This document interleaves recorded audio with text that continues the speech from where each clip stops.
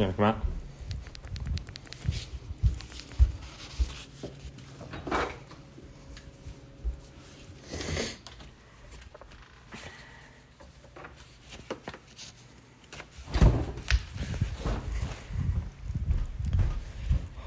Morning, morning, morning. Hope everyone's having a great morning. Beautiful Saturday here in Los Angeles. What? Yeah, I just went live. My mom is going to be joining us this morning. We've been doing every day a series called Together at Home since I'm with her here at home. And we've been speaking to different individuals who are, running businesses right now, that are leading companies, that are trying to evolve and inspire change and find ways to give back. And it's been a great time. And today's Saturday, so we thought a lot of people had a lot of questions about small businesses and kind of the economic times that we're going through. And so we thought we would do Small Business Saturday and talk with someone that was from the business space, that has a lot of experience with business ventures and with mindset and with motivation, and how to really navigate through this kind of time and through this storm. So this morning we're going to be speaking with Ed Mylett, who is Mylett. And he is, Patrick, I always say, all of the people we've been speaking with are helpers or healers or cultivators of hope, aka architects of change, people who are taking this moment to inspire others, change the lives of others, who are stepping up to motivate people. And he is certainly that kind of person. He's taken this moment and he's telling people how to evolve in it, how to take advantage of it. I find him super inspiring, Ed. He's extremely inspiring, and he's been very helpful with myself and my life, keeping me extremely motivated and inspired, helping me push past my limits, and to really help hack my brain and really to believe in myself, and to utilize my fears, and to push past any negativity and any downtime. So that's why I thought Ed would be a perfect person for... There's Ed. Oh, is he there? There he is. We don't want to keep Ed waiting. Yeah, we don't. Ed's a busy guy. Ed's really busy. Ed Mylett. Ed is really busy, and he lives on the ocean because he does all the ocean, and he's probably been to the gym. He's probably done all kinds of things already. Hey guys. There he is. Hi Maria. Hey brother. Hi, Ed. What's going on? Good to see you. Well, I'm honored to be with you. I'm not that busy. Come on. I'm glad to be here with you. You said the other day to Patrick that you're on more Zoom calls than you ever thought imaginable, taking advantage of this moment, shifting in this moment. You're taking advantage of the moment. I absolutely am. I've been busier the last 10 days than I think I've probably ever been. I'm not kidding you. It's crazy. My wife was just saying that this morning. She's like, sun up to sun down, plus a late into the evening. So everyone needs help right now. You know, I hate to see so many people suffering, and I've been on almost every one of these lives you guys have been doing this week with Tom Bilyeu and Mel Robbins and all the other people you've had on, and it's just wonderful that you're doing it. So I'm glad to help any way I can. Yeah, of course. My mom actually is the one who started it, and she was kind of having to evolve her work life and what she was doing that she couldn't do at her office any longer. Yeah. And that's how it kind of started, and which kind of brings me to my first question with you. Your last post, you specifically said we're in a time of change, in a time of evolving, and that we really needed to look at this kind of opportunity right now. So I wanted to hear from you. How are you kind of evolving? What do you mean by that in this time of change? Well, you know, by the way, I don't mean it in a Pollyanna way. I know that people are really suffering right now. Yeah. There's some people with some really urgent needs, and they're worried about eating in a few weeks. And so I don't mean it in the way that, just some concept of a thought. Having said that, though, you don't have to believe everything you think. And just because you think something doesn't mean it's true. And so one of the ways we can evolve is that we can begin to think right now, let's question our own thoughts, because Dr. Daniel Amen's been on my show, and I've worked with Dr. Amen quite a bit, and he's really got me to be that way in my life, where not everything I think is true. Yet we sort of operate that way, and then we take actions on it. These thoughts give us emotions, and all of a sudden you're spiraling in a different direction that you don't want to be. And so I feel like right now you could take this as an opportunity to be training, preparing, and growing in a way that you never would have been able to have this gift before. In some ways, it's a tremendous gift, even though it's a hardship. This puts to test everything we say on, social media or personal development and self-help. I'm known for saying everything happens for you, not to you. Mm-hmm. And this is a difficult time to really believe that, but you have to look for those things. Those are the thoughts you have to be looking for. And for me, it's almost, this is the one shot our culture consciousness is going to have to evolve. Perhaps the gift here is we're all going to come out of this thinking just some slightly different thoughts. What really is important to us? What matters to us? Who are we? What do we really want in our lives? What really makes us happy, right? And for me, I'm looking at this like almost like an athlete preparing for a season I know is coming. I'm training, I'm growing, I'm expanding. I don't want to be the same person at the end of this. I want to get something for all this pain. If you're going to go through pain, you should get something for it. Ed, Andrew Cuomo said yesterday in his press conference that this is a moment for the entire country, right? For the world, but for the country. And it forges character. It's a moment to forge character, to talk to your kids about. How is it changing your character? And what advice do you have for people out there who feel like completely helpless in this moment? Like, I can't build my character. I can't even afford food. Yes. One of the things you can do when you feel helpless is to become helpful. It'll completely change your state. And so, you both received messages from me this week. One of the things I've tried to do this week, I've consciously taken time to just, how can I serve? I'm asking myself, what can I learn from this? What is this trying to teach me? Everything's a teacher. What is this trying to teach me? And perhaps one of the things for me was maybe slow down a little bit and let the people around you know how much you love and care about them. I feel helpless. Like today, this is a gift for me because hopefully we're being helpful. And so all of you that are listening to this, were born to do something great with your life. Big ways and small ways. All of you were. Every human being was born to do something great with your life. And perhaps this is a moment, if you haven't felt that way about yourself in a long time, that you can begin to act greatly in kind, small ways that maybe nobody's going to know about. And it might be as small as, what if you decided every day you're going to write down a list of 5 or 10 people that you're just going to reach out to and say, I'm here for you. Can I help you? I might not have a lot to offer you, but I got a listening ear here. We can talk. I'm here for you. You'd be surprised in those moments how one of them needed you in that very moment. And you've done something great. And so you're not helpless, and you certainly are helpful.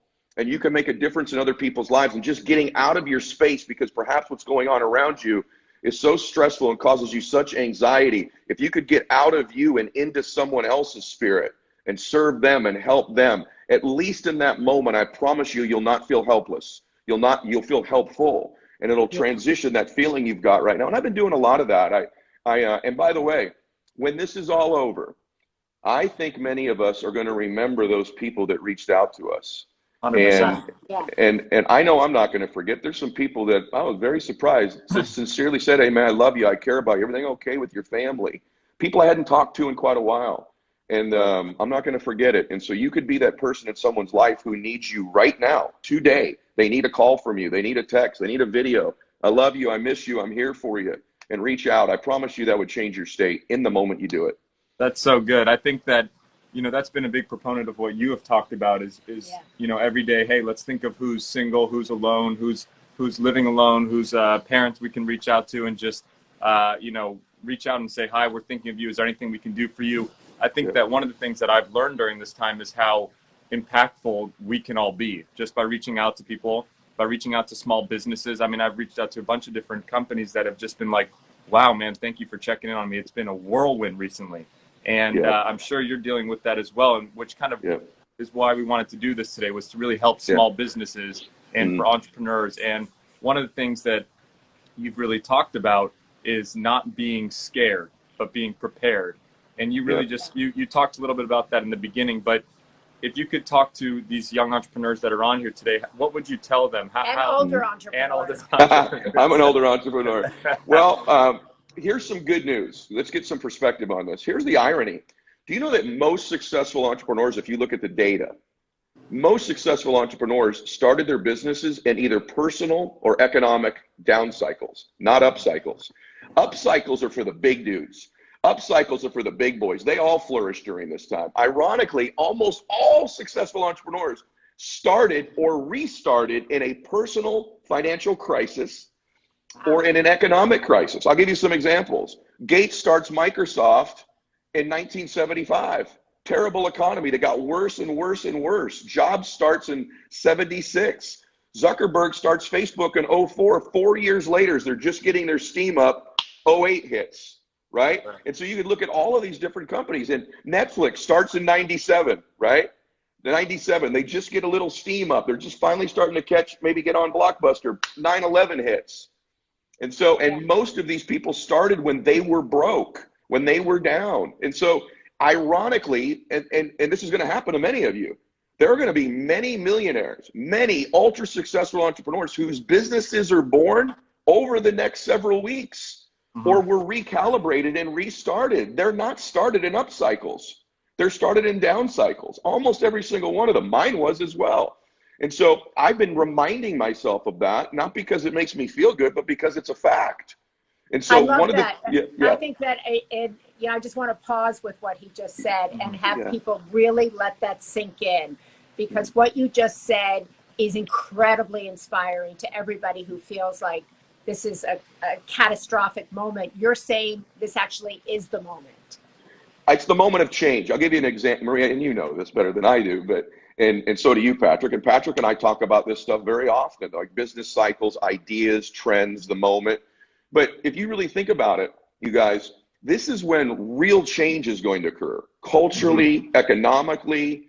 And if you haven't been successful yet, it deals new cards to you. It deals new cards. And so I'll give you an example. During a moment like this is when complete innovation is going to happen. It's when the Barnes and Nobles start to disappear, right?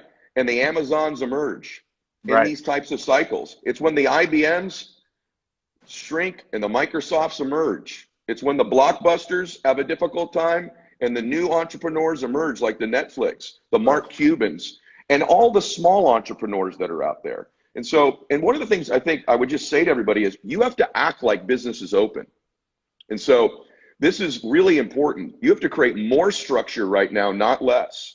So I'm forcing more structure on myself. I'm getting up 30 minutes earlier than I normally do. Why? Because I know everybody's getting up an hour later, right? The second day that this was going, Patrick, you texted me, and it's funny, when you texted me, I looked down, I had some sweatpants on. So I say this, guys, out of making mistakes. I'm not a guru, okay? I'm a average, ordinary person who makes mistakes, but I learned from, after almost 50 years, I've learned from a few. It was the second day you texted me, and I looked down at my phone, and I had these Adidas sweatpants on, and there was a toothpaste stain. It was like 8 o'clock in the morning on my sweats. And I went, oh, I spilled some toothpaste on my sweats. And I went, no, that's impossible because I haven't brushed my teeth yet. And it was 8 a.m. And I went, oh, that's yesterday's toothpaste. I've been wearing these sweatpants for 2 damn days, right? And there's a lot of people listening to this. And in that moment, I went, that's it. I got up, I showered, I put a suit on. And so I'm getting dressed every day. Look at me today, and it's a Saturday, right? Yeah, me too. Every day. And I've noticed that. And Patrick, I'll give you a pass because it's a Saturday. But Monday through Friday, get up, get dressed like you're going to work. Get off the couch. Get somewhere in your apartment or your home where you're working like you normally work. You know what it's like? We all have those Netflix Sundays in our sweats and we're laying around. Too many entrepreneurs are taking every day to be dressed like that. And you're seeing them on social. Get dressed, clean up, perform like you normally would. Even if you can't go somewhere, you got to act like it. You got to model that behavior. That's so good. I'm just seeing so many people in the comments saying, wow, structure. And I think that's so important. Something that I've learned so much from you is that routine. You know, I've always been a big believer in my morning routines, and something I was struggling with in January was when I had my shoulder surgery, and I felt like, you know what, I don't need to get up early anymore. I don't need to do this because I can't work out. I can't. And I texted you and I said, man, I'm really struggling with my routine. And you said, how lucky are you that you still get to wake up every morning that early, and now you can focus on things that you weren't able to focus on. Now you get to read more. Now you get to listen to more podcasts and get, more advice, get smarter, learn from this time. It's not always that we get to be off the field and see what kind of a perspective of the people that are on the field. And I felt like, wow, that was so true. Don't use this time to slack off, but just continue that routine, continue that structure, and find ways to learn in other ways. And I think that's such great advice to a lot of these young entrepreneurs that are maybe working from home now, who are dealing with a shift or a change. Make sure you keep that structure. Make sure you're waking up early still. Make sure you're doing something a little bit active. Make sure you're, checking in on people. I think that's really great advice. I think, Ed, there's so many people. It is great. And I've been dressing up every day, putting on, brushing my hair, putting on makeup as if I had somewhere to go, right? I think that's super important. But what do you say to, because I have so many friends who are, kind of primary breadwinners in their families. They're women, small business owners. They've spent their whole life building a hair salon, a home goods store. They're firing people. They really don't, they want to dress up, but they have nowhere to go, and they don't even know how to shift their retail business, which might be brick and mortar, into something else. What's the best advice you can give people like that? Yeah, I wish that it was more pure, perfect advice, because it's so difficult when you can't open the door of your business to earn revenue. And I worry about that. I feel like entrepreneurs right now, you have a moral choice and a financial choice between, do you keep your people on board and for how long? And I worry about that for people. I would say this, the routines that Patrick is discussing have to evolve when you can't go to the places you normally do them.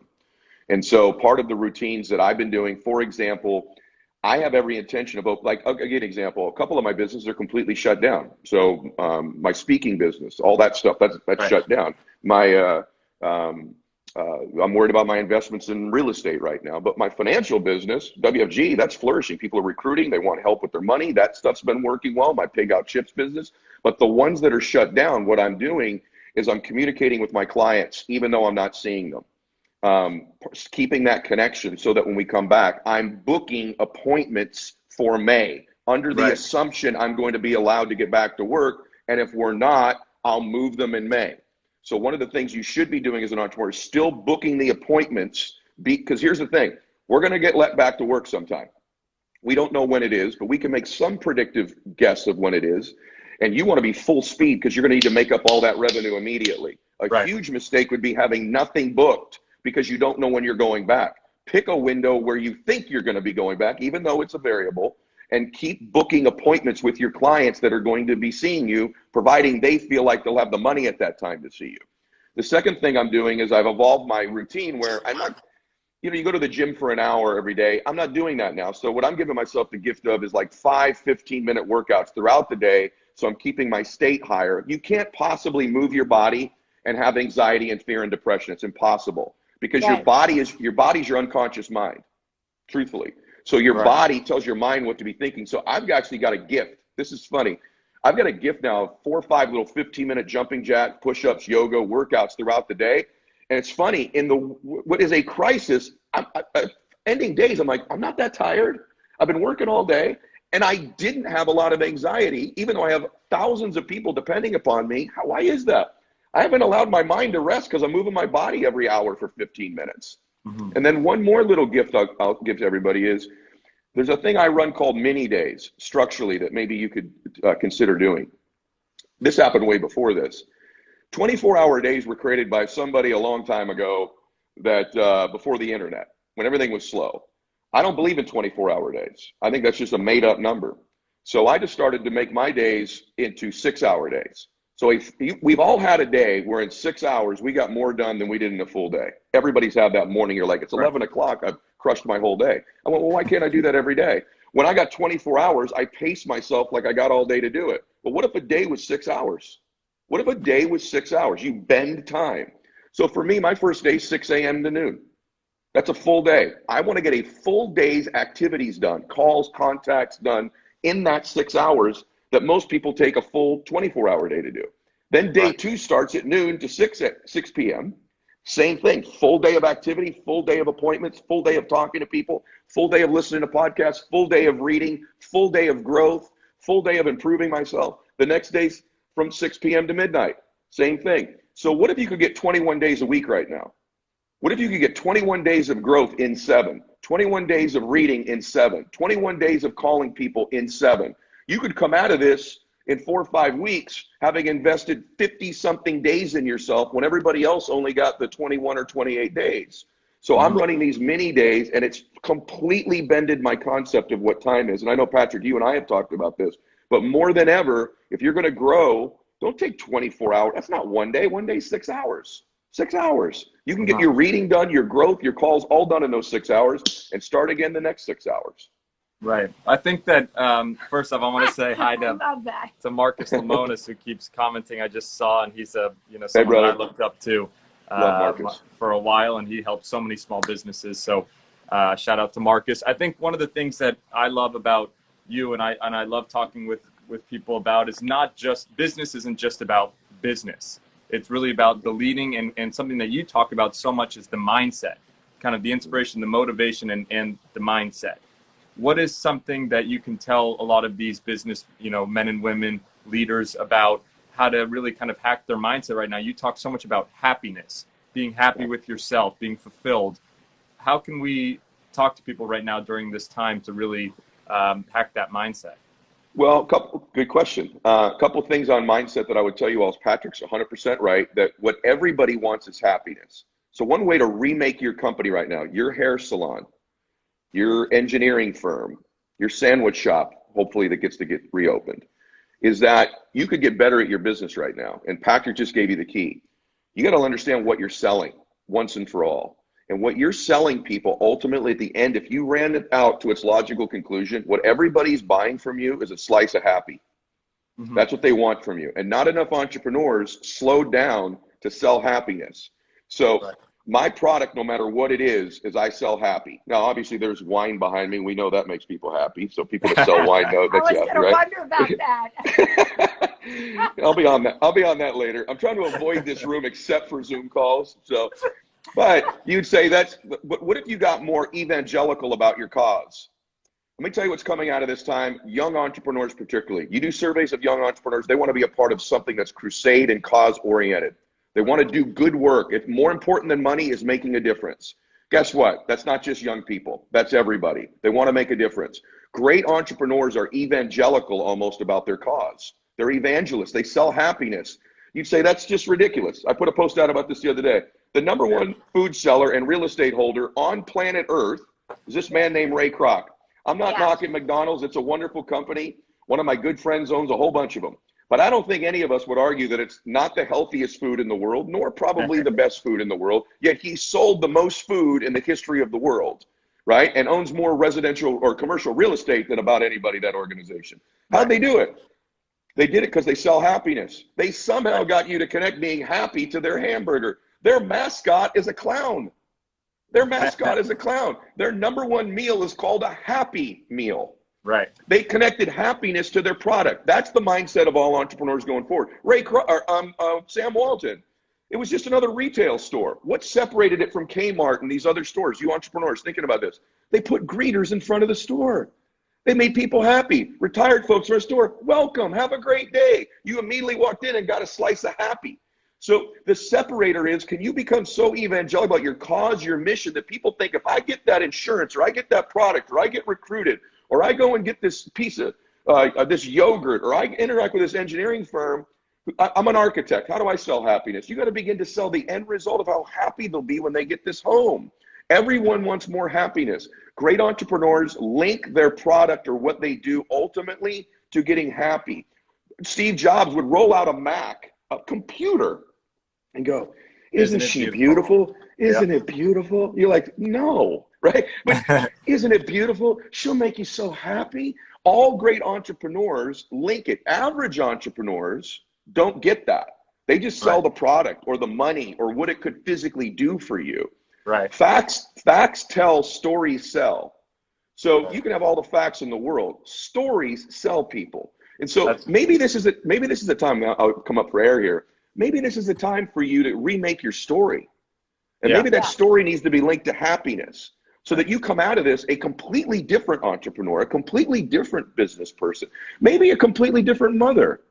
Maybe a completely different father. What if you became evangelical about your family right now? We're going to do something awesome. We're going to do something great. We're special. We make a difference in the world. What if you just got a little bit more evangelical about the cause of your family? That would make a difference in your home. So sorry for going so long. No, I love that. And you know, for me, I always supported McDonald's because actually the work they did with the money they made. Joan Kroc, they were huge philanthropists. So I always felt like if the kids wanted to go to McDonald's, I was like, we'll do that because Joan Kroc is actually using that money to support Salvation Army, Special Olympics. But she did so much with that money. So I think having a purpose to your company, like you're saying, happiness, but also like we're using this company to also support autism, Alzheimer's, different organizations. But let me digress 1 second. One of the things I loved about Ed, I love about you, is that you talk about family and that you talk about being successful professionally and personally. And I think this is such an important message, particularly coming from a man, I really do, because so often people say like, well, you know,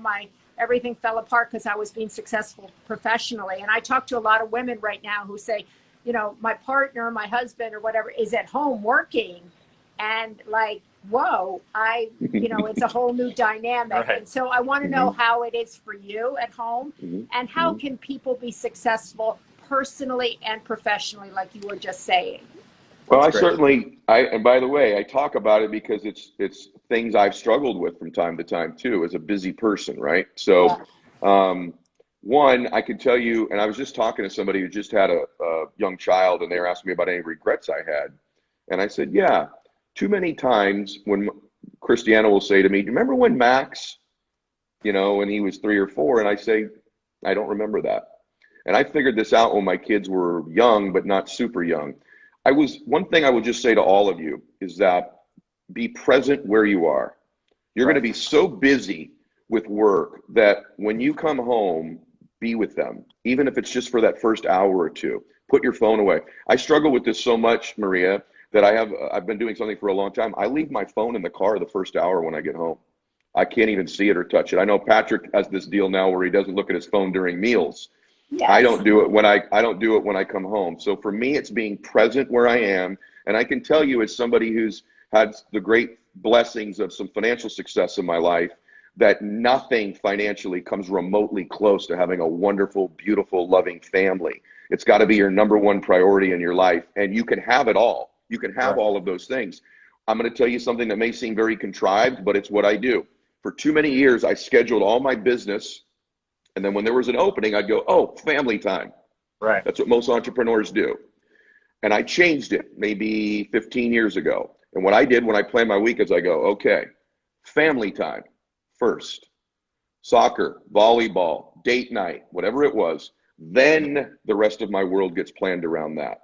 And so it's my first planning. It may seem strategic. Last thing I'll give you, a little tip, especially for some of the men, since Maria had pointed that out. One thing I just want to say to all you guys, write down notes, because you're going to get busy. It's not contrived. It's love.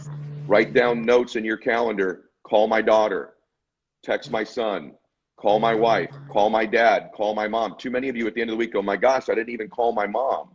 And so I actually schedule reminders in my calendar, and that's the most loving thing you could do, is make them a priority on your calendar. I just want to say one thing about you guys, because people might not know this, but one of the things I admired the most about Patrick, in fact, it's the thing I admire the most, is how much he loves and cares for his family.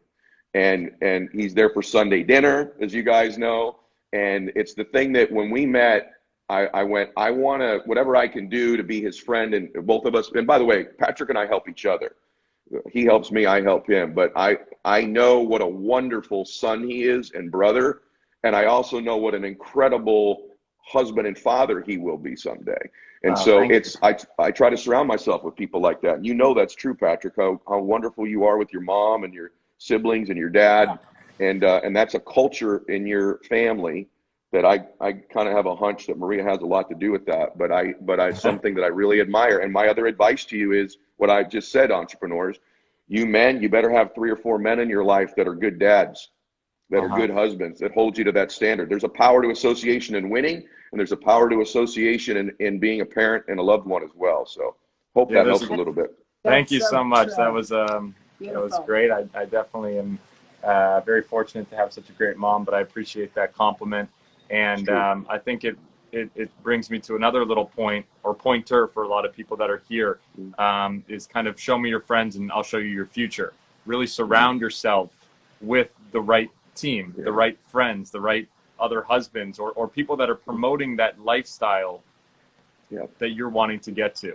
People that are building you up. And something that I love about you is you push me. I mean, when I meet with you or I talk with you, you're like, all right, get your iPad out and write this down. This is what you're going to do. You know, next time I see you, I want this done, this done, this done, this done, and everything. And it's making me go past what I thought I was capable of doing.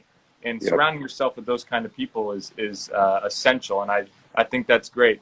I'm going to go to the little question thing down here and just press a few of these questions that we can answer for people. I think one of us, this is good here. Do you think that this will change companies' perspectives on remote work and at the same time optimizing their offices, realty offices? So I guess it's a question of maybe you can talk if you're in your business. Are you seeing this as actually finding ways to utilize this from now on, doing more Zoom calls, not paying crazy rents for retail? Yes. And by the way, I want to hear this from you guys too, but my quick answer is, what a great question. Absolutely yes.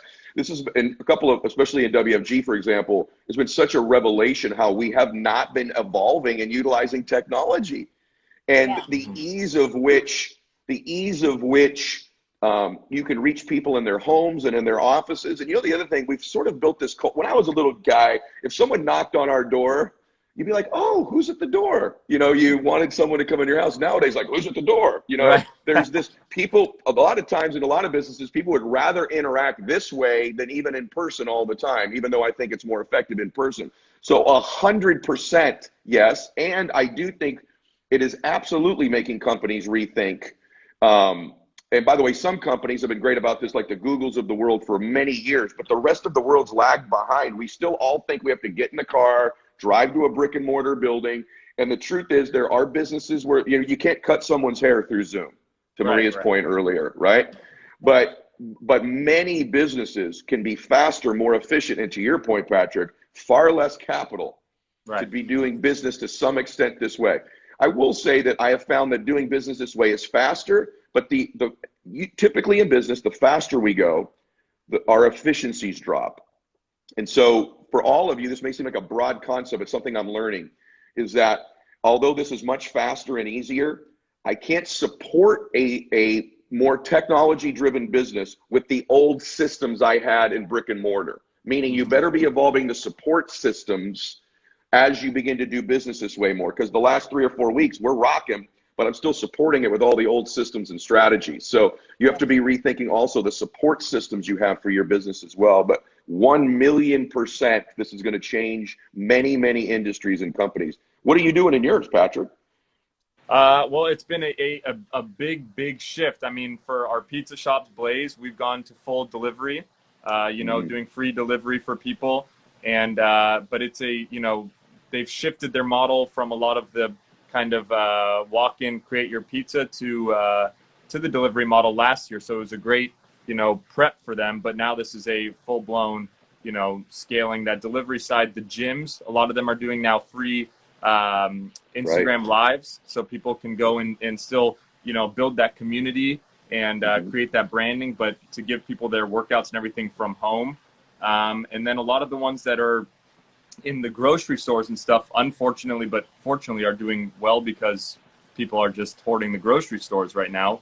But I think that you're right. I think that a bunch of these companies are going to evolve and see, okay, maybe I'm not going to have as much square footage. I don't need this many, this much space, this much overhead. I can have people meeting through these virtual conference rooms and everything. So it's definitely, if people take a second and reflect on this time and evolve, then they're gonna progress with their businesses. I think one thing that I worry about as I'm a journalist, right? And so I've been okay putting out my Sunday paper or doing these, but I also run a nonprofit, the Women's Alzheimer's Movement. And there's so many nonprofit leaders who are struggling to think about how can we keep a nonprofit alive? How can we can't do events. How can we raise money in this time?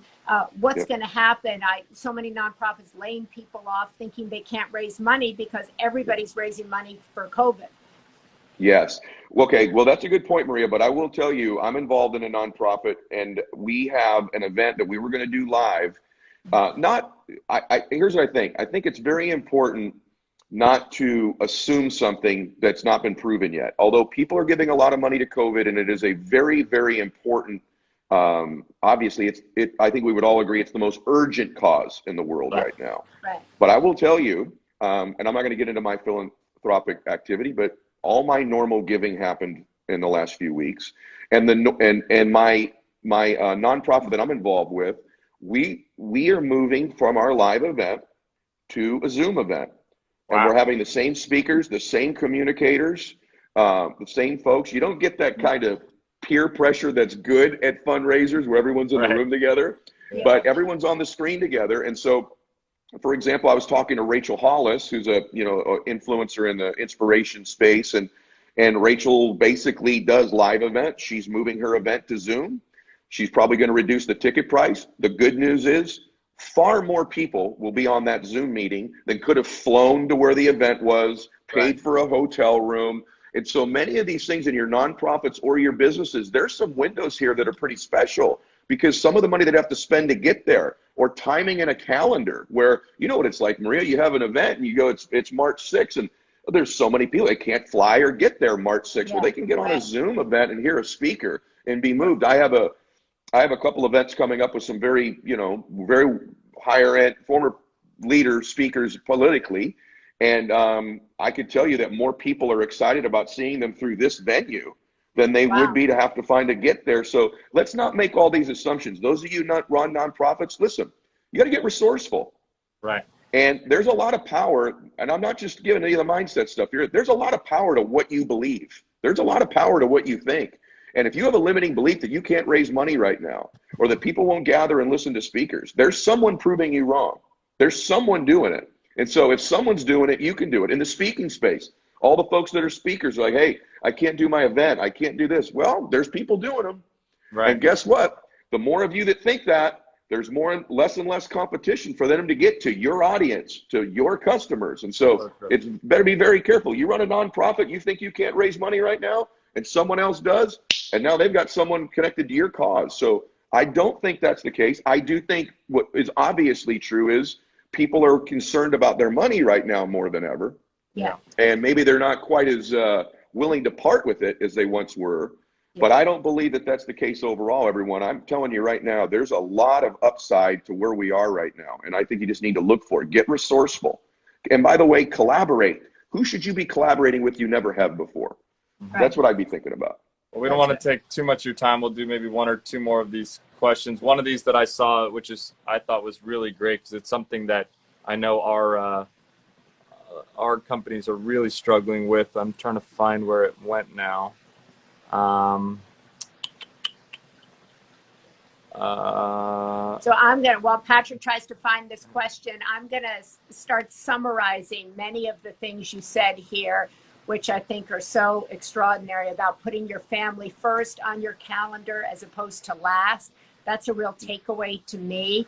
Having mini days in your one day, I think that's a real takeaway for a mindset takeaway there. I think that's really terrific. Surrounding yourself with people who have the same values. Right. If you have a company, infusing values into your company, values of happiness, values of purpose, rethinking maybe how you're presenting, reevaluating the story of your company. Okay, now go ahead, Patrick. Yeah, I have so many takeaways. I'm so excited. It's a lot of great takeaways. I just thought that this one was actually really great because it's something that I've been struggling with, and I'm sure tons of people out there have been struggling with, which is kind of talking about morals with financial choice. And how you really balance those. I think that a lot of people right now have been in companies that they've worked with other people for 10, 20 years, 30 years, whatever. And they're doing everything they can to keep these doors open or alive. And you know, I don't know if you really have a recommendation for this, because it's really business to business and really tough. But the decisions between, you know, having moral and the right financial choice. And I know for myself, I think that a lot of things are waiting to see what happens with the government and loans and paybacks and everything. But I didn't know if you had any advice for that. I do, and it's easy for me to say because I'm in a good financial situation, but for me, there is no choice between moral and financial. I have a moral obligation. And now that's different if you have no financial means. But I've been quite frankly disappointed. We're going to be candid. I've been quite frankly very disappointed and hurt by so many entrepreneurs that I know could be writing this out a little more with the people that have been dedicated to them for 5 and 10 and 15 years, and they just immediately cut. And I know they don't have to. And it's been really, it's hurt my heart to see it. Some of them are friends of mine, and maybe they won't be long-term, because what Maria mentioned, Governor Cuomo earlier, one of the things I really admired watching him is, and this is a couple tips I would give on this topic for you entrepreneurs. Got to be candid. We just lost Jack Welch recently, one of the great executives in the history of the country. And Jack, I worked for him. Yeah. Did you really? Yeah. Well, so I'm going to pretend to know him, and you do know him. Yeah. But one of the things I know that you know this, Maria, is that he was such a big believer in candor, and he wrote about it in many of his books. He's a very candid person. Now, I can just tell you that I think you need to be candid with people. I don't feel like it's fair to not be straightforward with people. And so, for example, in one of my companies, I've let them know, listen, I'm riding this out with you. I'm also going to let you know, as long as I can, I will. But when I can't, I'll give you notice, enough time to let you know if I couldn't anymore. And so for me, it's a moral choice. If I have to mortgage a home, which I won't have to, but if I had to, I would do that to make sure these people that have been so good to me. And I understand some of you are like, I can't mortgage a home. I'm running out of cash. Then you need to be candid. You need to be truthful with them. You need to be upfront. And so that's such a difficult time. Now, one thing I think we would all three agree with, I feel like we all have these friends, and we're this person too. Our ego, we want to let everybody know we know what's going on and we can forecast what's going to happen. And the truth is, nobody knows. And that's one of the things I respect about Governor Cuomo. He's kind of let you know he doesn't know. You know, we're doing everything we can every day.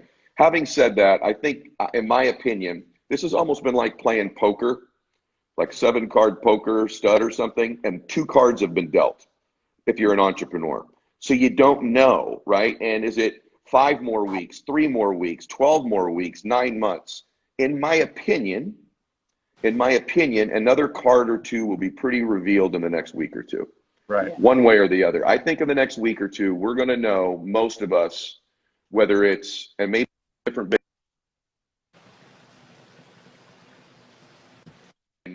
in New York and California, for example. But I do think if you can hold on another week to 10 days to 2 weeks, I think we're not going to have all the cards. We won't know all 7 cards, but we may have another card or 2 dealt where we know 3 more weeks we're back, 2 more weeks some of us are back, 6 more weeks we're back, or not. And so I think if you can hang on another week to 2 weeks, you're going to know a little bit more what hand you're playing, so to speak. That's pretty so soon. good.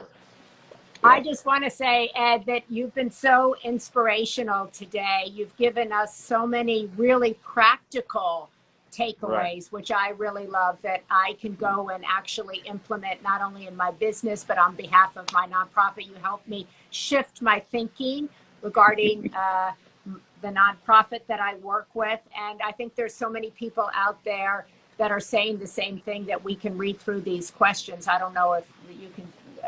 He can't see him. I can see all them anyway.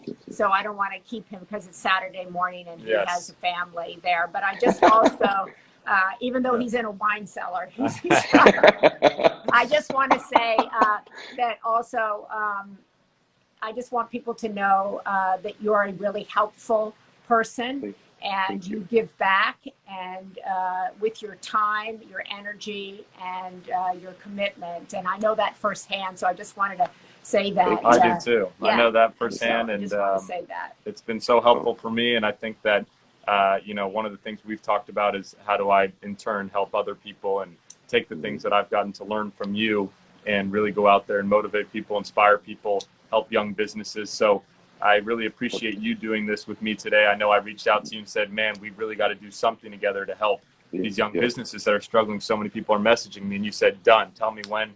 And we made it work. So we're really appreciative. So, I got to say one thing about you, so then we'll finish. So everybody, I love Maria, and she's incredible, and I'm so grateful you connected Patrick and I. But everybody, there's a couple, 2,500 people or so on this call here, many of which follow me, many of which follow you. But if you follow me, you need to be following Patrick Schwarzenegger, you guys. He's he is a really special young man, and there is an entrepreneurial spirit in there, and honestly, a brilliance of the way he thinks about business and entrepreneurship.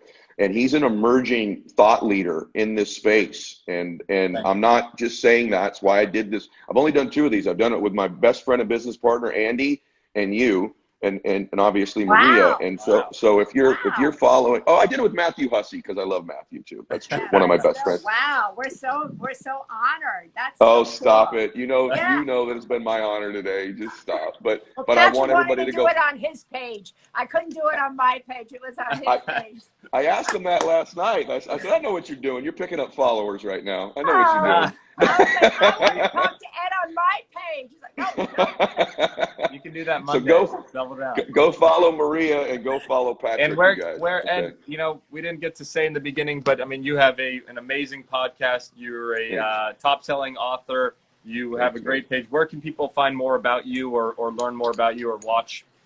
Yeah, right here. All my stuff's free. You can just go on Instagram. You click the link in my bio. You'll find all my podcast and YouTube and all that stuff. You can go get all of it. So, I love you guys. Thank you. Thank you. God bless you. Have a great day with your family. Okay. Bye. See ya. Bye. See you. Bye-bye. Okay, remove Ed. Okay, well, thank you, everybody. I know there were a bunch of questions. I mean, we had hundreds, and we only got the podcast? His podcast. His podcast is the Ed Mylett Show. Mylett Show. Yes. He gave a lot of really great advice. He did give some really great advice. So hopefully you guys got to learn from that, take home some tips and some tools to help you stay motivated and positive during these times. Shout out Ben Baller. I see you. Ben Baller. Ben Baller. That was awesome, says Ben Baller. Ben Baller. Maybe I'm going to change my thing. Maria Baller. Ben Baller. Wow. Okay, Ben Baller. Who's Ben Baller? Ben Baller. I'll show you after. Ben Baller has an amazing small, actually probably larger business now. But really? yeah, jewelry, all the bling that you don't have. Oh, Ben Ben Baller. Baller. Oh, really? We can't afford Ben Baller? No. He's really big deal, big time Ben Baller. But anyways, I hope you guys really enjoyed it. We've been doing this every single day, called Home Together, since we're home together and quarantined. And so we're trying to speak with different leaders each and every day, find ways for them to give their kind of tips and tools, their motivation. They can suggest people to you. Yeah, so if you guys want to DM, if you want to message me or anything, some people that you have on your mind that you want to listen or hear from, we are happy to go and reach out to them. We did tons of people last week. Yeah, we did Tom Bilyeu from Quest and Impact Theory. Kevin Love. Hoda, Kevin Love, who's a great friend of mine who talked about mental health and anxiety. Joe Kennedy, Bethany Frankel yesterday, which was fantastic. And we're doing Rob Lowe on Monday. And that'll be Garner. and Jen Garner. We'll do that on Maria's Instagram. We're trying to do the weekends on mine, Small Business Saturday and Sunday. And we're working on getting Guy Fieri. Guy Fieri. Yeah, he's doing a lot of work helping restaurants. For workers and restaurants. Yeah, so we're trying to do people that are out there making a difference. I call them architects of change, people who are taking this moment, trying to help other people. Certainly Ed taking this moment. Simon Sinek. We're going to do Simon. Oh, yeah, we have Simon. Oh, is that Simon saying Simon or Simon? No, somebody else. Simon is really great. Jay Shetty. Simon Sinek is doing a lot of inspiring stuff online, and he's a good friend. I'm taking a social distancing walk with Simon today. Oh, great. So I think I'll go through and just see if I can answer a few of these quick questions. One of you guys mentioned, can you repeat the 6-hour shift? And I think Ed was talking about instead of focusing on you have the full day to do things, really just saying you have a 6-hour day, and that will in turn make your mindset know that you're kind of get everything done in that period of time, and you'll be more productive when you set that kind of time limit with yourself. So that's the short answer of that one. So it's looking for as your day really as multiple days in one. So 6 to 12 is one day, 12 to 6 is another day, 6, to midnight is a third day. So using your day effectively and efficiently, which I thought was a really helpful thing. Several people suggesting Mel Robbins. We did Mel Robbins last week. She was fantastic. Yeah. Here's someone that said how to create a healthy balance between offline and online time. I think Ed nailed that on the head of saying that he used to focus on, this is my business time, and let me fill in all the blanks with my business, and then whatever's left, I'll go to my family. And instead, he said, shifted that to, okay, now I'm going to take this time out for my family or my friends or my personal development side, and then the rest will go be filled in with work. So online and offline time, a big thing that I've tried to do is start my meals with no phone. I think you do a great job of starting your morning every day without a phone and doing meditation. So make the priority to find time each and every day to spend offline. People said that Ed has a YouTube channel. Yes, he so does. He has a podcast and a YouTube channel that you can follow him on. And he has obviously his Instagram, which is very inspiring every day. And he gives really great advice on a daily basis, which I have found to be really inspiring. So these are additional questions. These are just ones that are going through that we didn't get to go through. Asks about do you have a business and how are you changing right now? I'm changing every day. I have a nonprofit called the Women's Alzheimer's Movement, where we educate people about Alzheimer's and brain health, and we also raise money for research, gender-based research, and I'm going to think about that differently after just listening to Ed. I also have a Sunday paper newsletter, so I have a media company. I do documentaries and different media properties, and I'm also a journalist at NBC. But my most important job is that of being a mom, being a mother, which is an ongoing, being a teacher, and that's what I consider to be my most. This person says, what is your recommendation to people who are trying to grow their business during these times in terms of motivational speaking? So I think Ed did a great job right there. Again, Ed can't go and give large speeches. He can't go and meet person to person, but he's doing these kind of Q&As, these Instagram lives, these Zoom calls. So if I were you and you're trying to pursue that path of motivational speaking, continue to use media, use Instagram, use YouTube, create your messages, speak with other people, and continue to find ways to utilize this time for yourself. We'll do one more and then we'll say our byes.